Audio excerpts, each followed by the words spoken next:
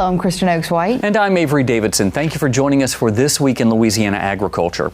Without an El Nino or La Nina this year, Louisiana seems to have returned to its regular rainy patterns. With tropical moisture added to the picture, some areas have gotten almost daily rains. As TWILA's Neil Melanson tells us, while that's been good for grass and livestock pastures, it's made it hard to get hay cut for the coming winter.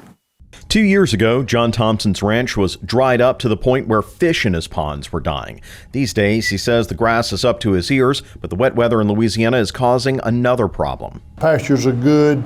The problem is we can't get any hay cut. You know, when it rains every 3 days or when it rains every day, you've got to have about 3 days for the soil or for the ground to dry up so you can cut the hay so your hay won't mold, and then you got to fluff it. You know, so you run into it's a catch-22 deal, you know. You watch what you wish for. Hay is not just winter feed for cattle, but a good source of supplemental income for Louisiana's producers who often ship their hay out of state. That's important even though the markets are high. In fact, despite the record high prices for livestock, producers are getting squeezed on the margins, as rancher Marty Wooldridge explains. What we're seeing on our side is when I was taking an $800 or $1,000 calf, I could put $500 in that calf. It would turn into a $2,000 calf for us off the farm. Now we're having to take a $2,000, $2,100 calf. He needs $600 or $700 worth of feed. He now has also that debt load for me has 7.5% or 8% interest on it, and we're trying to sell that calf for a $3,000 calf. It's shrinking. I see that we're getting to the point that we're going to be just passing dollars through our hands. We're treading water. Wooldridge says his concern is he's seeing a lot of especially older producers get out of the business right now. Talked to a producer here at convention this week, said, man, I was turning 69. I sold it all. And he said when he sold it, he sold the equipment to go with it. He said because he wanted to make sure he didn't try to go back in. But he said at these prices, there's no use in him staying at this point. Margins and weather aside, there's another dark cloud on the horizon. Efforts are underway to stop the New World screwworm from reaching America, where the cost to livestock would be in the billions. The best way to put it is right now without having the fly here. We see benefits to the producers directly nationwide of about $1 billion. And then economically nationwide for everybody about, I think it was 3.7, but over 3 billion benefits from not having the fly here. So if we take that into perspective and think about what would happen if the fly comes, not only do we lose those benefits, but then we're going to have a lot of costs associated with trying to eradicate it, a lot of costs associated with decreased production of our livestock, death loss in our livestock, all of those things. Fortunately for livestock producers, the cost of feed is low right now and consumer demand for beef remains high. However, in order for that appetite to be fed, we'll still need ranchers and cattle in the future. Reporting for This Week in Louisiana Agriculture, I'm Neil Melanson. Along with record high prices for livestock, beef prices have gone up along with them, with ground beef exceeding $6 per pound for the first time. Farm security is national security. That's the motto of the federal government's new National Farm Security Action Plan. The plan was unveiled at a joint press conference with Ag Secretary Brooke Rollins, Secretary of Defense Pete Hegseth, U.S. Attorney General Pam Bondi, and Homeland Security Secretary Kristi Noem. The group says the new plan comes on the heels of a scheme to smuggle a dangerous fungus into the country to attack our food supply. They say the Farm Security Action Plan enacts harsher penalties for those who attack agriculture, enhances supply chain resilience, protects nutrition safety from fraud, and defends agricultural research and innovation. Every family, every home, every community depends upon what our farmers do, and they support and sustain us, not merely by keeping us materially fed, but by keeping us spiritually strong. The farm's produce is not just a commodity, it is a way of life that underpins America itself. And that's exactly why it is under threat from criminals, from political adversaries, and from hostile regimes that understand our way of life as a profound and existential threat to themselves. The one thing I wanted to share with all of you today is that long before I had the honor of serving as President Trump's Homeland Security Secretary, I was a farmer. I was a rancher. In fact, I've worked on food policy for over 30 years. And I recognize that food policy is national security policy. A country who cannot feed itself, cannot take care of itself, and cannot provide for itself is not secure. We have the full release on the National Farm Security Action Plan posted on our website, twilatv.org. Some potentially alarming data from the University of Arkansas. Their researchers say that more U.S. farms have filed for bankruptcy in the first 3 months of 2025 than in all of 2024. The information shows that 259 filings from January to March are the most in any year since 2021. Their report says that most of the pressure is coming from commodity prices, which are sitting at the same spot they were in 2019. Adding to that pressure are high input costs for seed, fertilizer, pest management tools, and diesel. Rice harvest is underway in Louisiana. Next year, the LSU Ag Center rice breeding program will put out 2 new varieties of the crop for commercial production. As LSU Ag Center reporter Craig Gautreaux tells us, this news comes as this year's crop is said to be in good shape despite a rainy summer. The LSU Ag Center rice breeding program is constantly searching for new varieties that offer improvements over current ones. The program is releasing 2 this year, a long grain and a medium grain. The variety PVL-05 is expected to be a complement to the popular PVL-03 variety. PVL-03 is the most widely grown variety we have in the state of Louisiana, and we're hopeful that PVL-05 will fill some of the gaps that we've experienced with PVL-03. The release of the medium grain variety Venus gives growers a distinct yield advantage over the varieties of Titan and Jupiter, which have been mainstays for many years. Formosa said in 2027, growers may see the release of a new Clearfield variety. In field trials, this line has performed exceptionally well. This line offers increased yield, increased ratoon potential, improved milling, improved grain appearance. It really checks all the boxes. Louisiana's rice crop is estimated to be about 470,000 acres, which is a slight increase from last year.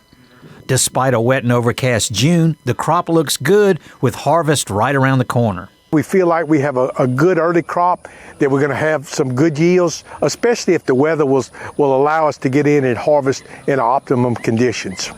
Growers in southwest Louisiana need good harvest conditions because many depend on the second crop to help them survive financially due to depressed rice prices.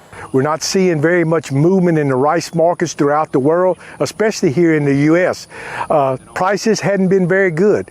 We're looking at prices that we've had for the last 10 or 12 years. Last year's second crop was one of the largest on record, and Levy expects a similar one this year. With the LSU Ag Center, this is Craig Gautreaux reporting. As Kristen said at the top of the story, combines are likely rolling in most fields right now as harvesting is underway.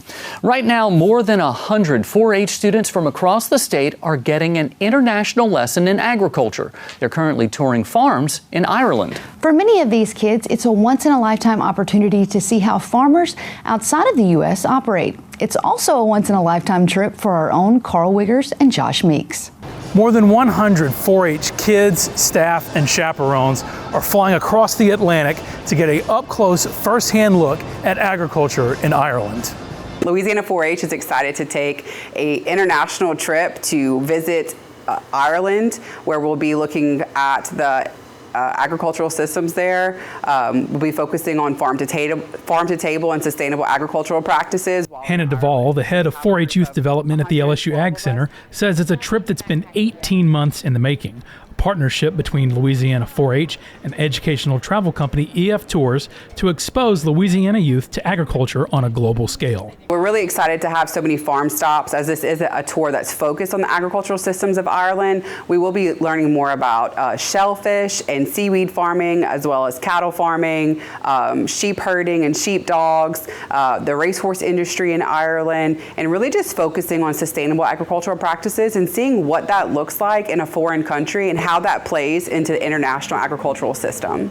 For many of these high schoolers, it's their first time out of the country, and for both students and adults, it's an opportunity to see how farming looks in another part of the world. I'm excited to see kind of the way that livestock looks, with the scenery around it. It's very different than the flat pastures we have here in Louisiana, so it'll be a nice change of scenery. TWILA reporter Carl Wiggers is joining me to help tell these kids stories. There's the culture aspect of, getting a bunch of students, high schoolers overseas into another country, another continent to see different, landscapes. But there's also the agriculture and what's going on there. What do they have there as far as commodities, climate? It's just totally different.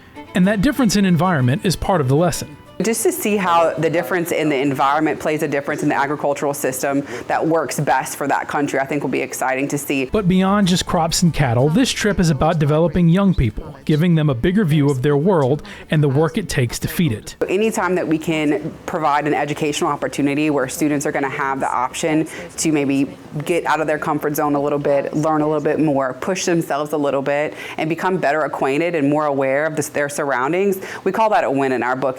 So over the course of the next 2 weeks, Carl and I are going to be tagging along with these groups on every farm tour, every stop, every interest, from Dublin to Galway and back. And we're so excited to be able to share these stories with you guys over the next, hopefully, month or so of TWILA. For now, reporting from the New Orleans International Airport, for This Week in Louisiana Agriculture, I'm Josh Meeks. Now, Josh and Carl will be gathering stories on the Emerald Isle through the end of the month, and we cannot wait to see what they come back with. I'm sure they're going to come back with a lot of crazy stuff, including a shillelagh. I want a shillelagh. And a muzzle. Still to come on TWILA, honored for farming for 100 years. 2 families are recognized at the annual Century Farms presentation, including a familiar Farm Bureau face. But first, getting them out of the office and into the fields and workshops. We'll show you the program connecting ag agencies with the farmers they work with. You're watching This Week in Louisiana Agriculture, the only TV show bringing Louisiana farmers and consumers together every week.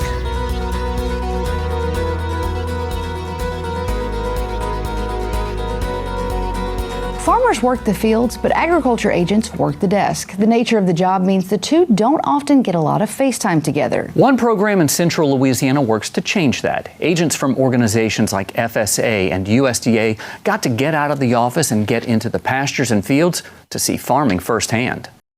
Caring for these cattle is what Rapides Parish cattleman Robert Duncan does every day. Nurturing these flowers to sell at the local farmers market is what his wife Rachel does every day.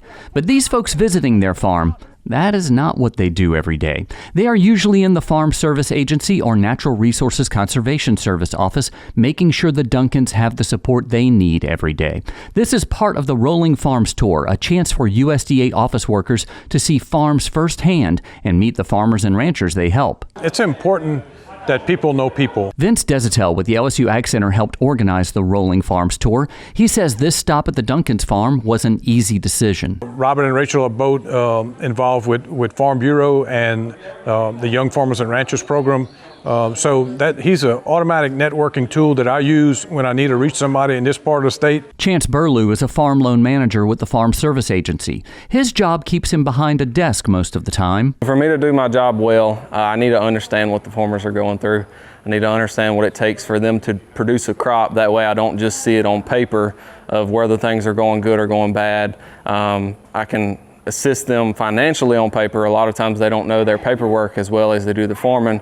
So for me to know a little bit of the farming, I might be able to better help them with their paperwork and applying for loans and financial decisions on the farm. Robert Duncan says this is also a chance for those government workers to see how policy made in Washington, D.C. can make or break a farm. Getting them to understand that those reference prices really affect our bottom line and being able to stay in business, not just making a cushy living, but to stay in business. So getting them to understand that reference prices and getting that updated reference price recently really hits home, and hopefully they took, if nothing else, I hope they took that home. So the next summer I got a little bit more land. And after speaking with Rachel Duncan about her cut flower operation, those on the tour were reminded of the unique facets of Louisiana agriculture. It's really unique with FSA because we don't just deal with the row crop farmers. We do honeybee loans. In certain parts of the states they're heavier than the rest, but we deal with honeybees, cattle. We do youth loans for youth, so we have literally every aspect of the spectrum that we deal with. So it's very unique and different personalities as well. It's a network of people. So when we begin to focus on helping these people to try to make a living, if you would, and save money in the meantime, be as economically as efficient as they can be, I think we play a key role in that. Other stops on the tour included Jubilee Justice in Alexandria and the Sam Stokes Nursery in Forest Hill. The Louisiana Century Farm Program recognizes family farms that have endured for 100 years or more. This year, 2 families were recognized at the Louisiana Farm Bureau Convention in New Orleans, including Louisiana Farm Bureau President Richard Fontenot. Craig Gautreaux has this story. Any enterprise surviving for more than 100 years is quite the accomplishment. And to recognize those that have made it that long in farming, the Louisiana Century Farms program was created. This year, the Edens Place Farm in Bossier Parish and the Brian L. Fontenot Farm in Evangeline Parish were recognized as Century Farms. The past 100 years, there has been many ups and downs for our families and our farming communities. And being able to keep the land and production for the last 100 years is quite a triumph. The Fontenot Farm currently grows rice and soybeans. It was founded in 1919, and its current owner says there is an essential ingredient for surviving this long in farming. How do you succeed in farming? This is number one, you find a good spouse that's willing to work and follow you and encourage you. And that's a big help. The Edens Place Farm was started in 1847. It grew cotton and hay and raised cattle. It is now in timber production, and the plan is to continue for future generations. And we've been proud to be able to have had the use of this land through 6 generations, and we hope to pass it on to our children and grandchildren. Adams Wiley has helped oversee the program since its inception in 2014, and she says hearing the stories of the hardships and successes of the farms and surviving for more than a century is fulfilling. It is refreshing and rewarding to be able to interact with our Louisiana farm families, learn more about their past, their present operations, as well as what they foresee in the future for their family farms. A total of 87 family farms have been recipients of the Louisiana Century Farms Award. With the LSU Ag Center, this is Craig Gocher reporting. The Century Farms program is a partnership between Louisiana Farm Bureau, Louisiana Land Bank, the LSU Ag Center, and the Louisiana Department of Ag and Forestry. Still to come on TWILA, we'll follow Louisiana Commissioner of Agriculture and Forestry, Dr. Mike Strain, on a story that has certified Louisiana.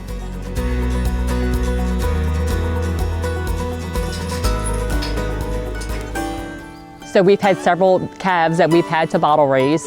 One of our cows, every other year she has twins.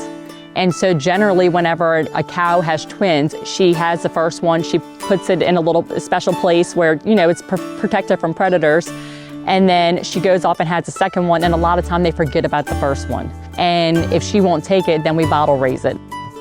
We're in Franklinton, Louisiana. We're at Southern Maids Dairy Farm, which is Nathan and Erin Miller, and it's a dairy goat farm. They also have some water buffalo.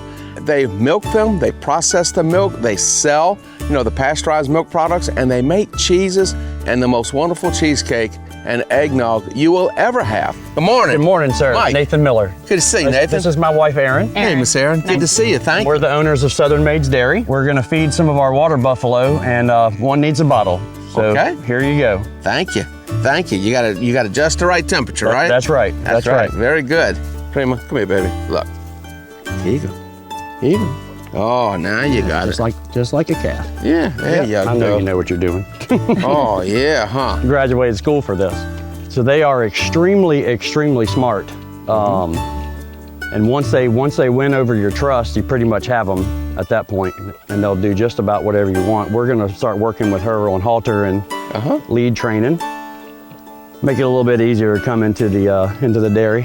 So not very many people have water buffalo. The neat thing about them is the composition of their milk. It's a super high fat quality milk. They don't give a whole lot, but it is super nutritious. Getting to play with pure water buffalo mozzarella, which is one of the things that we want to do. And then we're doing some blends with our goat's milk and playing around with that. But their milk has a different composition than goat's milk, than cow's milk, than camel's milk, and what you can do with it in the creamery is really a neat process. What? And you? Huh? What? Yeah. Oh, that's okay. It's okay, huh? What? Huh?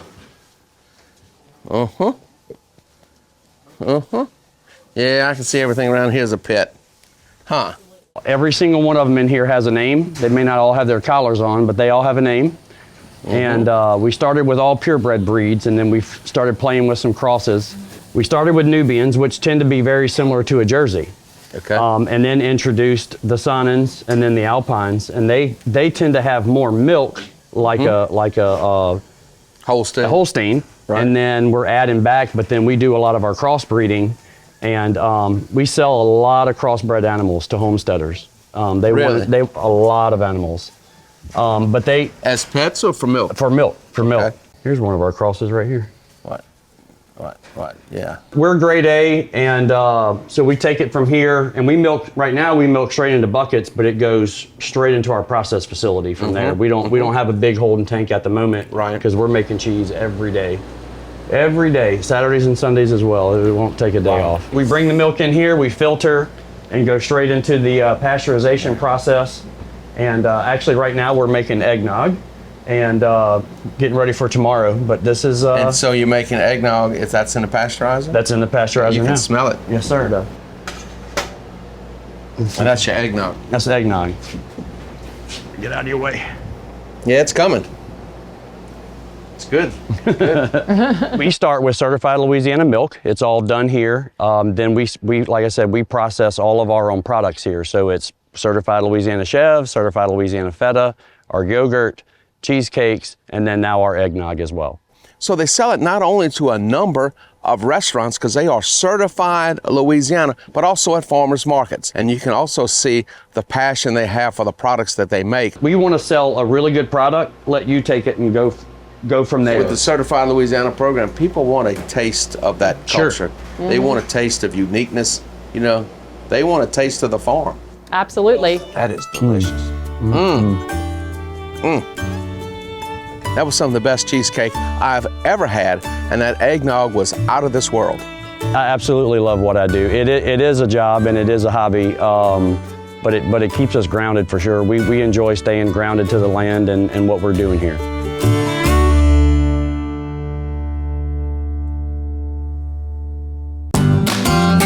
Certified Louisiana's Crawfish Tales with Commissioner Mike Strain was brought to you by the Louisiana Department of Agriculture and Forestry Certified Louisiana Program. For information about the Certified Louisiana, Certified Cajun, Certified Creole, Certified Craft Beverage, and the Certified Farm to Table Logo Program, visit certifiedlouisiana.org or ldaf.la.gov. Support Louisiana families. Look for Certified Louisiana logos at your favorite grocery, restaurant, or farmer's market. Buy Louisiana. It's the way to grow. Time now for this week's TWILA Boost. And Kristen, I think with our experiences with male children, we know that boys will be boys. And it's not always a pleasant sight. But take a look at what Zach and Emily Zonbrecker of Avoyles Parish found in their rice fields.